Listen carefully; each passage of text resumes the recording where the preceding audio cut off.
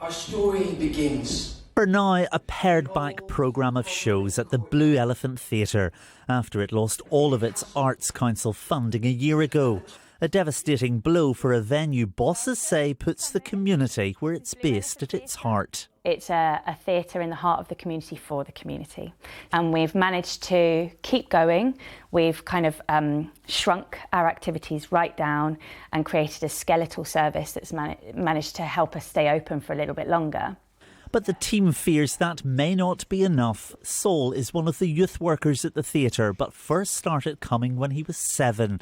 He says it changed his life and is continuing to help other youngsters today. I needed somewhere to almost release the energy that I had in a more constructive way.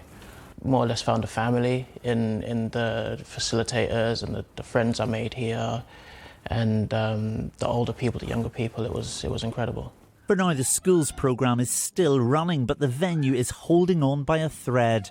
Joe says its closure would have a ripple effect across the whole community in Camberwell. We have a lot of very vulnerable young people who might be on the waiting list for support from different services, and actually we're providing an interim frontline support for them, particularly around mental health.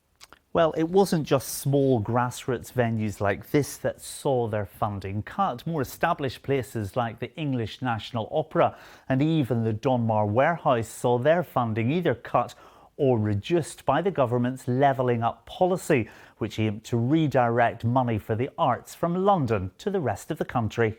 Arts Council England says we recognise the value and impact of the Blue Elephant's work and awarded them a grant. This does not mark the end of our relationship. I heard voices. They were plotting. A crowdfunder is hoping to raise enough money to keep the show on the road so people like Saul can continue to be inspired. It's definitely shaped my life. I know it's shaped a lot of people who has been here before and who currently are coming here now. Thomas Magill, BBC.